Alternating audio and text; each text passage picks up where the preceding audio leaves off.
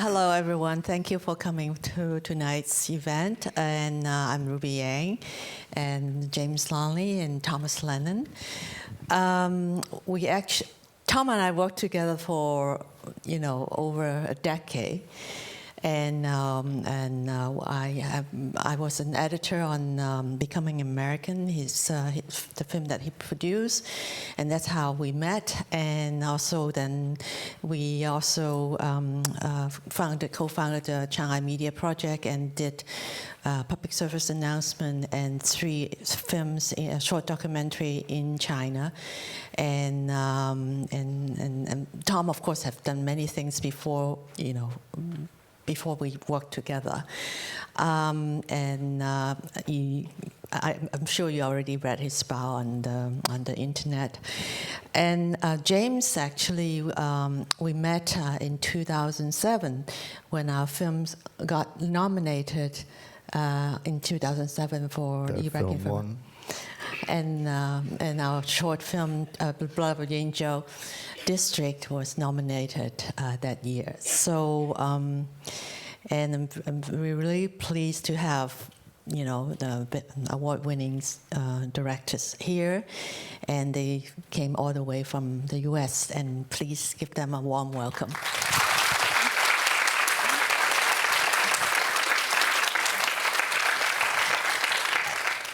And so today we talk about storytelling, about why do we want to be a filmmaker, documentary filmmaker, storytelling in a global world, and also maybe the future of the craft of documentary filmmaking.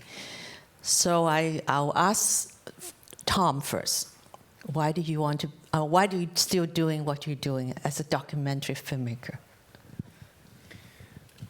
Well, first of all, it's great to be here, and thank you so much, Ruby and the university, for inviting me. And it's a real pleasure to share the stage with a filmmaker whose work I admire tremendously, James Longley.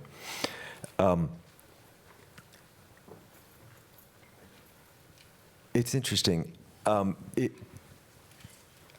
I knew I wanted to make films before I knew I wanted to make nonfiction or documentary films. So first came the ambition just to be a filmmaker, and it took me 2 or 3 or 4 years maybe before I realized that actually the kinds of stories that I was best at, not necessarily that I wanted to be best at, but what my natural interest and my natural ability led me into nonfiction rather than into stories that I invented. I thought I wanted to be in film, but I actually was not an inventor of stories. I was just more curious about things that happened. And so that I sort of came into documentary film by accident, and then discovered that I was not bad at it. There was, and this is, I think, something worth thinking about, I had a long period of training where I was working underneath documentary filmmakers and working very hard and very unglamorously helping them do their work. But in return, what I got is I got to watch them work, and I learned a lot from that. And by the time I sort of got to do my own work, which was 8 or 10 years later, it was a long time, I really felt that I understood the craft and that I had been trained. And I think that I'm very grateful for that period of apprenticeship. I think it's an unbelievable privilege to tell nonfiction stories. I find myself as a viewer becoming more and more, even more interested in nonfiction, in finding out real stories. I think real stories often are more surprising and even more unpredictable than stories that you can just invent. And so I think it's wonderful as an audience to watch nonfiction, and it's also a tremendously satisfying activity to pursue. It's difficult, and we'll talk about some of those difficulties later on, but just the opportunity to, let's say that, I have a subject and one of you represents part of that subject. I come up to you and I start asking you all sorts of really important and really intimate questions. Very quickly in our relationship, I become part of understanding the most central things in your life. That's my job to do that. If I don't do that, my film isn't going to be any good. So then I'm pushed into a very intimate relationship with whoever I'm covering. And that, I think, is an incredible privilege and probably one of the things that keeps me going.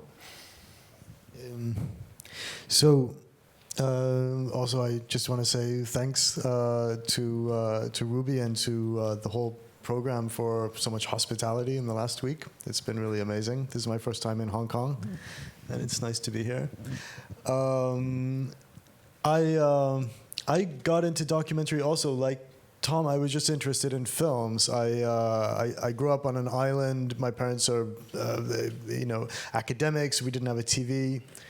So I never had a television, and I just loved going to the movie theater.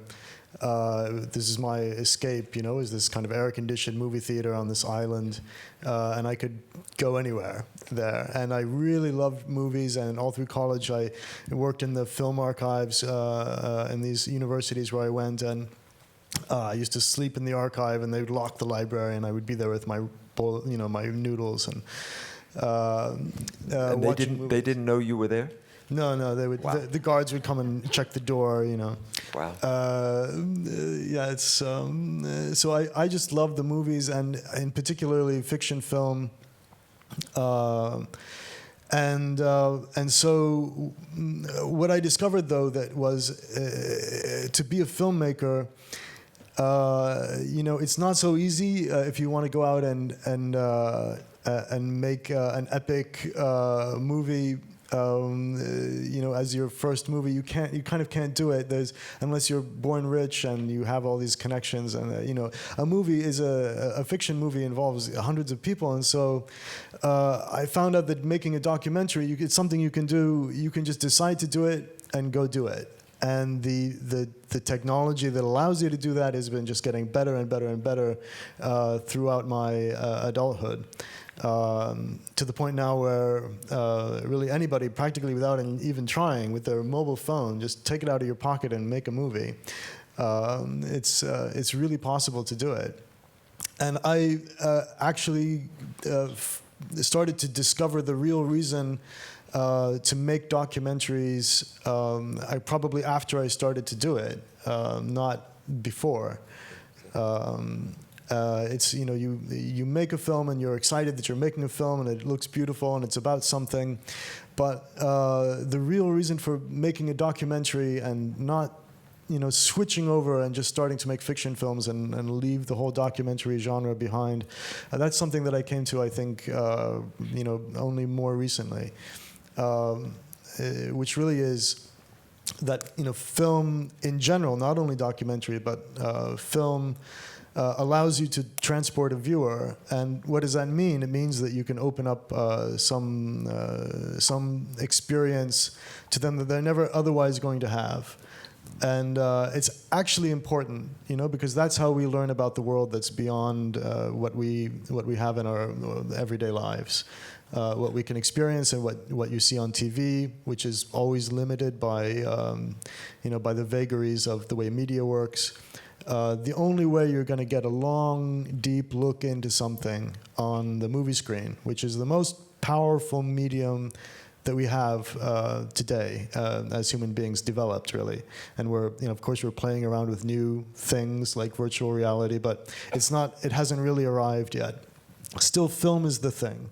It's the thing which, you go into a movie theater like this, the lights go down, the movie starts playing, and sound and picture together. It is a kind of virtual reality. It's this other reality beyond where you are in this movie theater or sitting at home with your laptop or whatever. You're suddenly somewhere else. And so you can make a film that will expand someone's perception of the world. And if it's any good, it could be seen by millions of people. So suddenly you, as a filmmaker, are changing the limits, the boundaries of someone's perception. And not just one person, but many, many people. And that's an exciting thing. We talk about working as a foreigner in a country that we might not know the language.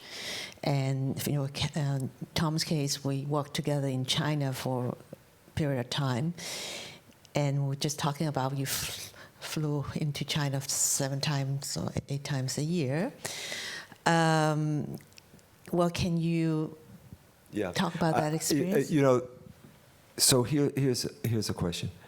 Can somebody come into a country that they don't know, maybe even a language that they don't know, and tell a true story, a good, honest, complete portrait of a person or an event when they're not originally from there? And I think it's a good question, but I would argue that the answer is yes, and that sometimes being an outsider is a real advantage. I had a funny upbringing. Both of my parents they're dead now, but they were American citizens, but neither of them was born in America. And when I was 7, I got moved to Tunisia, and then when I was 10, I got moved to Algeria, and then when I was 12, I got moved to England, then I got moved to, so I was all over the place because my dad was in the government, and I always was an outsider. And I think that created a certain advantage for me. It's painful in a lot of ways. I would lose my friends every few years and so forth, but it gave me, I think, an advantage to be able to be a little bit inside and outside of a social group at the same time. And I think that sometimes that person who's a little bit on the outside actually can see some things that everybody who's completely in that universe doesn't see, and I think there's a real role for that. In fact, I think that a documentary filmmaker should always be a little bit of an outsider, even if they're doing a film about their own family, because you have to have a little bit of distance. You have to be intimate, but at the same time you have to have a distance at the same time where you're observing and you're not completely part of it. And I think that a foreigner can bring that to a role. Yeah, there's I believe, a kind of sweet spot where, you come into a new place and it's, you see everything like a child. It's all new to you, and there's that. You reach this kind of age of understanding, but before you become old and jaded, right? That's where you make your movie. Right. That's good. Before everything becomes old hat and you become bored with it and disenchanted. Or become a complete insider where you can't see anymore what you saw when you came in. Right. Yeah. It's interesting. James has been in the middle of a very, very big project, and I just finished a very big project, and both of them completely opposite in the way that they were organized. And so, James, I think you should give an idea of just how much time you invested to do the film that you're currently involved in, because this is one of the things that people have to think about when they contemplate this career, which is it's very disruptive. It can be very disruptive of home life, and it can involve moving and being somewhere else for a long time. So talk a little bit about the going back even to starting in Pakistan and Iran. Well, yeah. After I made my Iraq films, and they're recognized, and I thought I had there was some income from them. And so I thought, okay, I'll just go off, and it's going to be easy for me now. I know exactly how to make a movie. So instead of making a film in a war-torn country, I'm tired of war, and I just want to make a film in a peaceful place, but a place that's important for an American audience or a Western audience to understand. So I thought, okay, I'll go to Iran. And so what year was that? That was 2007. Yeah, and I'm still working on the same film, now going into its 10th year. So, you know, I was kicked out of Iran in 2009 during the Green Uprising, and moved my project to Pakistan, the same film, and started filming in Pakistan in 2009. But in 2011, there were scandals between the Pakistani government and the United States government, and the Pakistanis kicked out a lot of US passport holders, including me. So again, my film was cut off in the middle. Totally, like, these are, you know, completely outside events, not even related to my project. It wasn't even me getting into trouble and being kicked out. It was just sort of completely out of my hands. Historical things happening. And, you know, my film was just crushed like grass under the elephants. And so I moved it to Afghanistan, and from 2011 to 2015, I was filming in Afghanistan.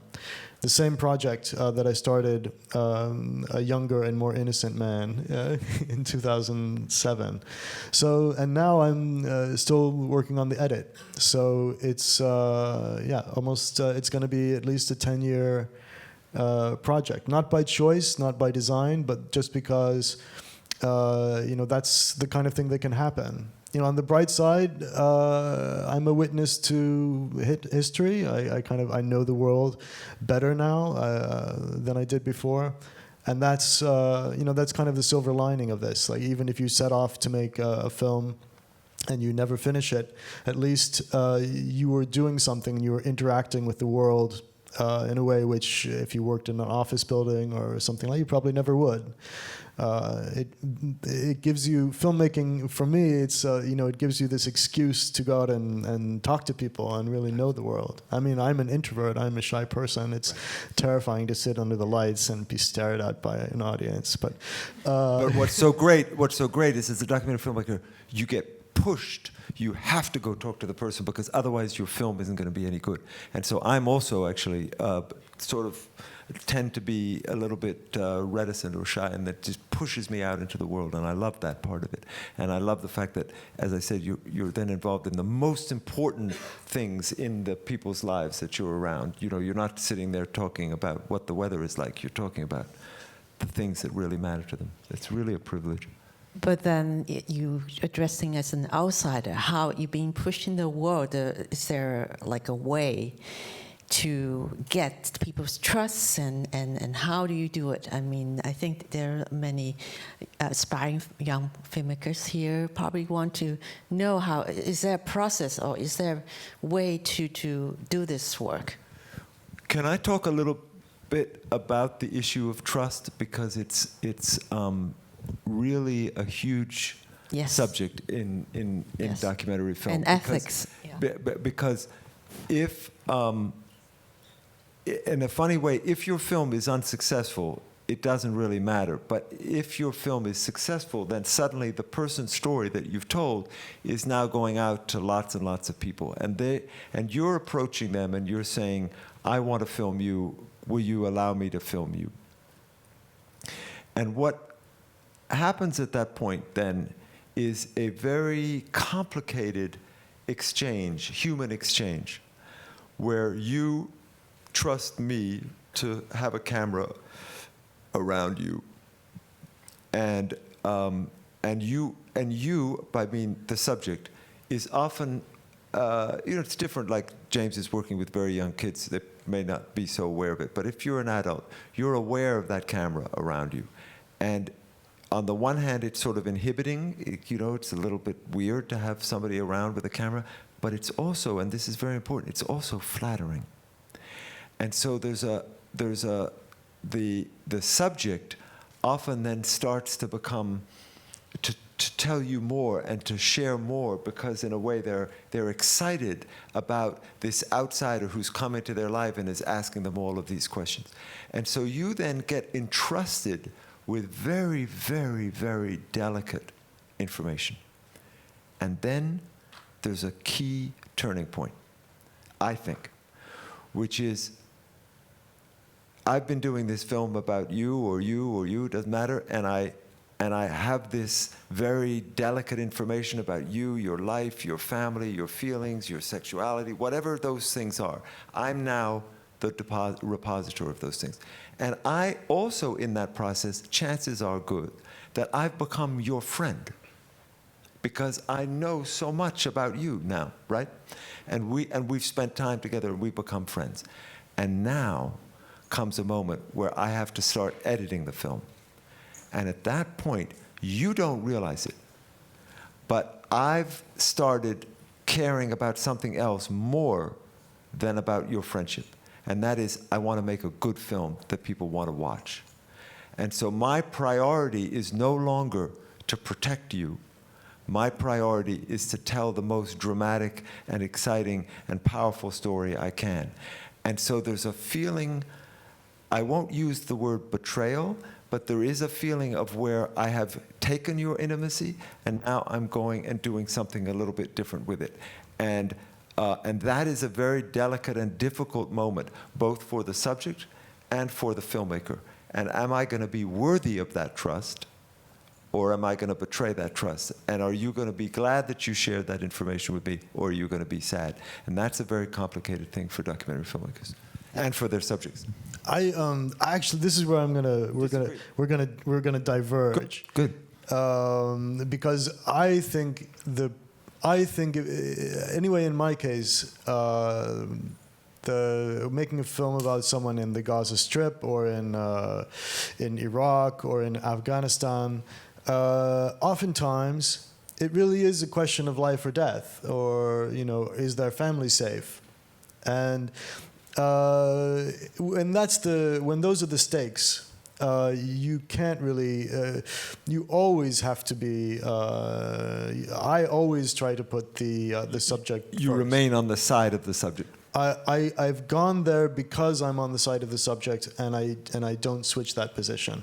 I'm always on the side of the subject, and I won't make a film. I'm not going to spend years of my life making a film about someone that I don't like, and that I'm not ready to defend them all the way.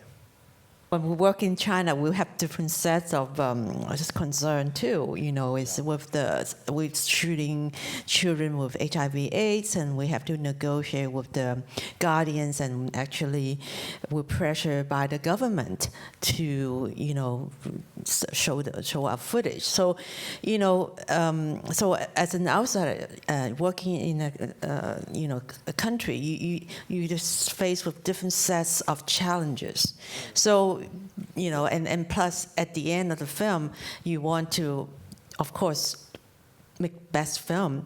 And so you are in a very treacherous ground in how much you decide to put in film without hurting the children and also making the impact. So, I mean, I think the ethical issue is very important as a documentary filmmaker. You do have to have a very strong ethics standing. And it's not black and white. I mean, just because I'm ready to go to bat for the subject, it doesn't mean they're necessarily going to like the movie in the end. They might not, and it might embarrass them, and it might be like they might say, well, I would prefer that you would not put that in the film. But I'm always going to, first and foremost, I would try to protect their safety at least. Yeah. I think that's a. Well, yes, absolutely. Right. Yeah. But when Ruby and I were making a film, the one actually that ended up winning the Oscar, there was this lovely child who was extremely sick, who had been infected with HIV, and. We knew he was not getting the amount of treatment that he needed to get. But we were also, as Americans in Beijing, we knew, for example, the people at the Clinton Foundation, we knew doctors and so forth. And meanwhile, we're filming this kid who's getting sick. And he was sick, but he was getting more at risk. So then, what do? Your job as a documentary filmmaker, theoretically, is not to change the situation. You're just there to observe.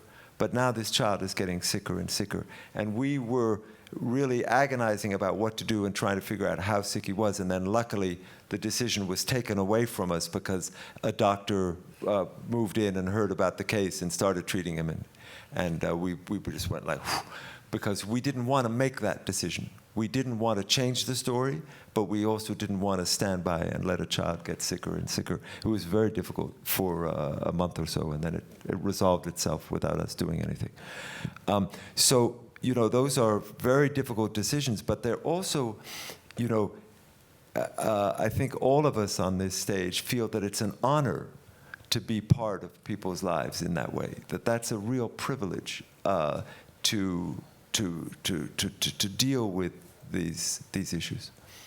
Right, and I think the conflict kind of comes in a way because of the ideology that we receive about journalism, especially on the American side of the pond. The tradition is, you know, you don't interfere, you don't change it, you're an objective observer.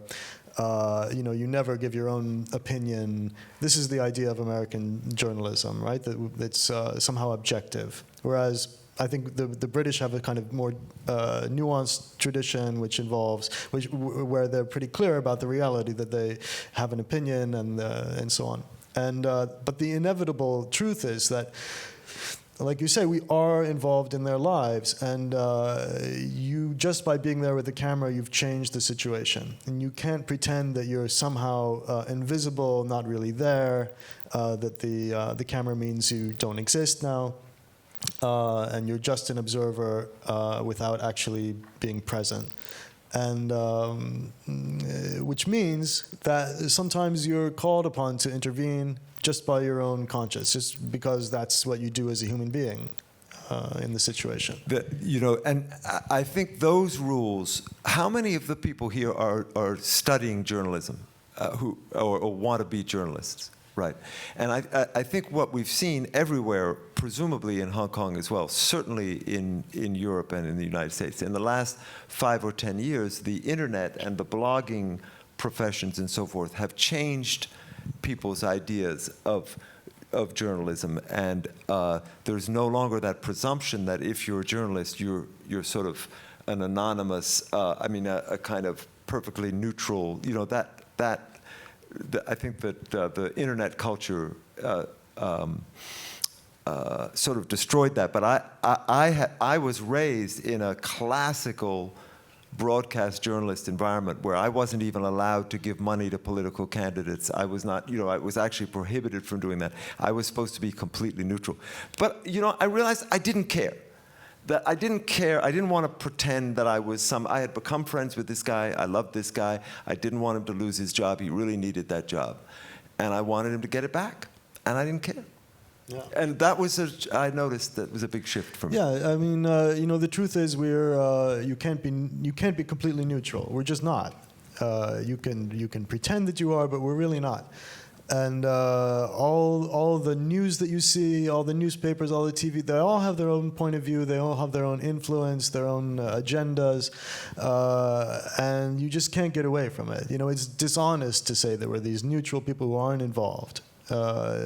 My first feature documentary I made in the Gaza Strip about Palestinians living under Israeli occupation. And those of you who know the United States domestic politics, especially 15, 16 years ago, know what a difficult subject that was to cover. No one wanted to approach it. There wasn't any, you couldn't get funding to make a film that told the Palestinian story if you didn't also give the Israeli side of the story, so-called.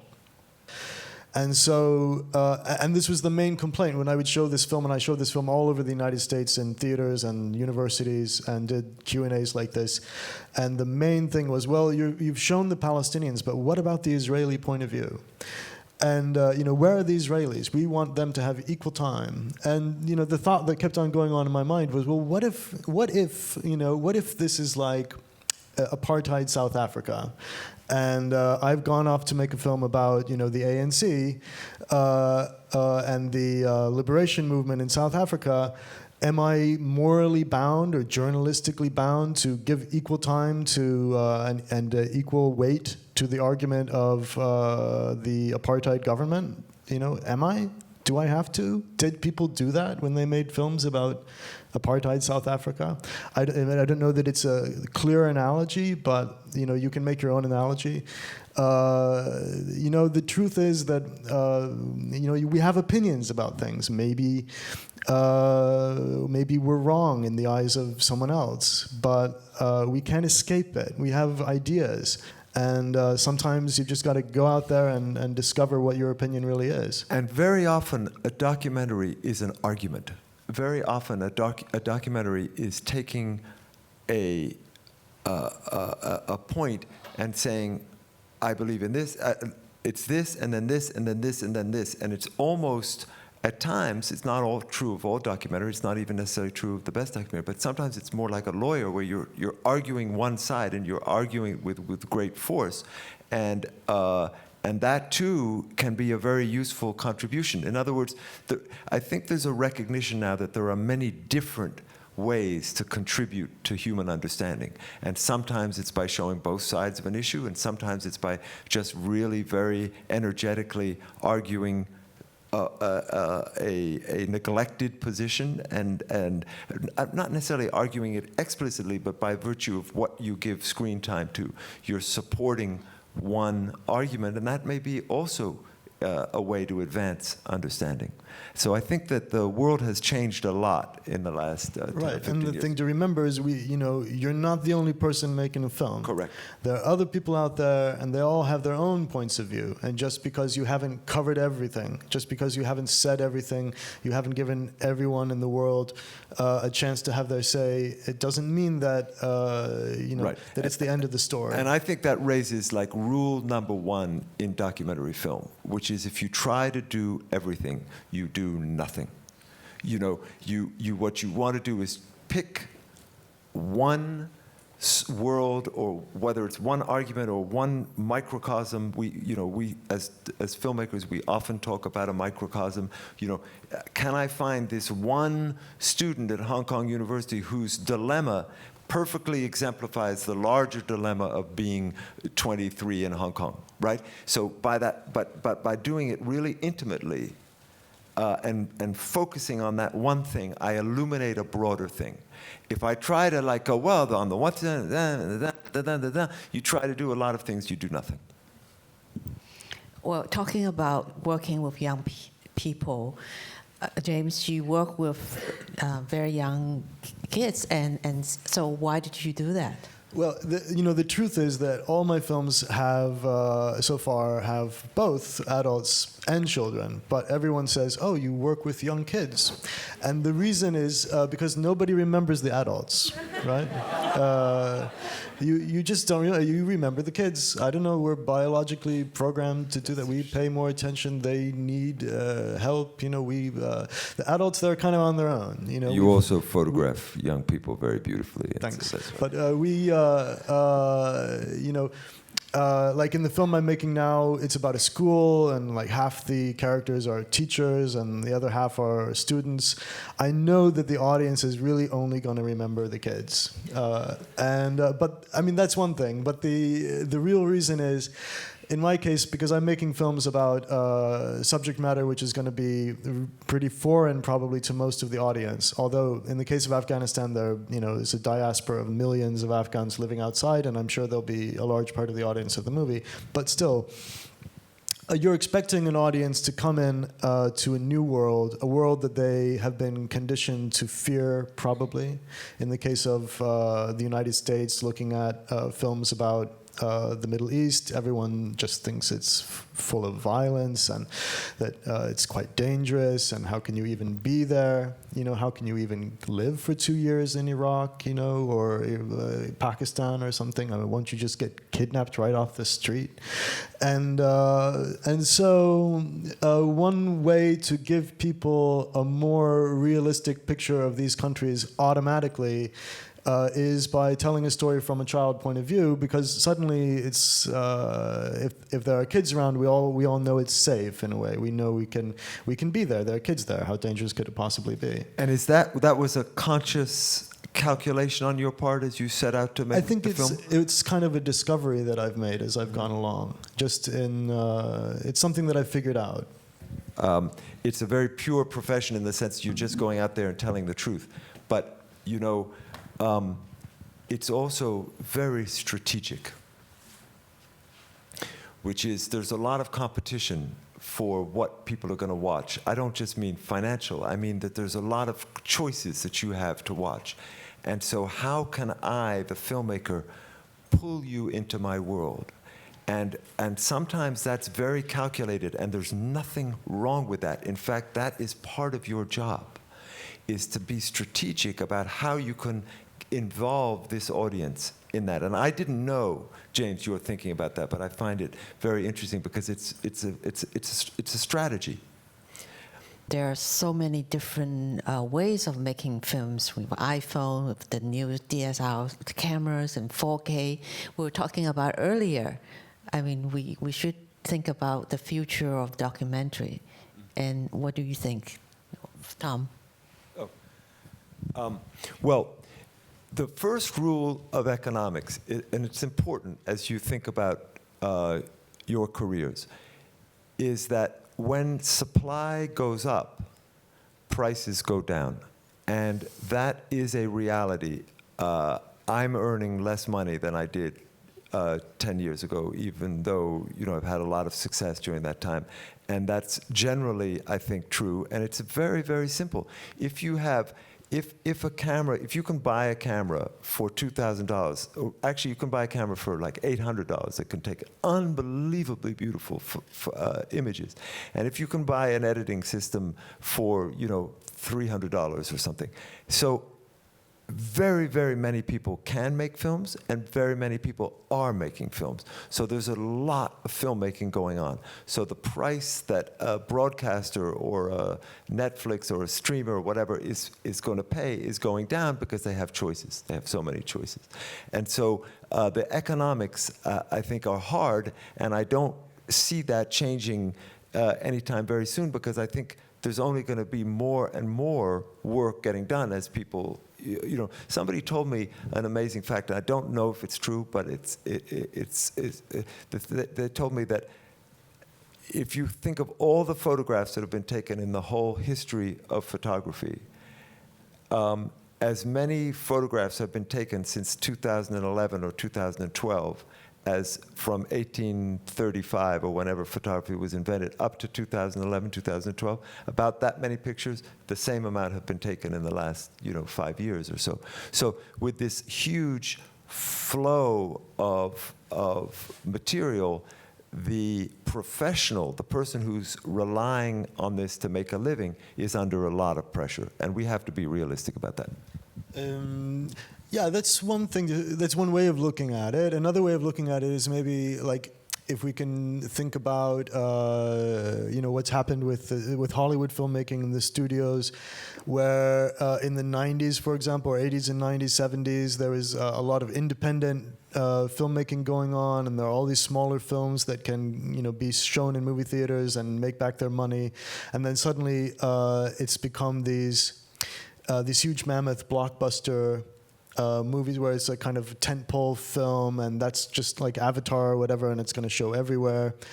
The truth of it is, we're living in an age where, in a genre like documentary, there can be some Mozart now who goes out by themselves and makes a tentpole film, something that looks and sounds as good as any Hollywood feature, and is about a really important subject that grabs everybody and is accessible to everyone. Just because of their ambition and the way they made it, suddenly they've captured a large global audience. It can also happen like that. Just the fact that everybody has iPhones, or anyone can make a movie, doesn't mean that everybody's going to. I mean, anybody can write a symphony also if you have a piece of ruled paper and a pen. But do they do it? They don't do it. You need the craft, the talent, and most of all, you need the ambition and the tenacity to make something really significant. And no amount of camera equipment sitting in your, in your house is gonna change that. It really depends on the filmmaker.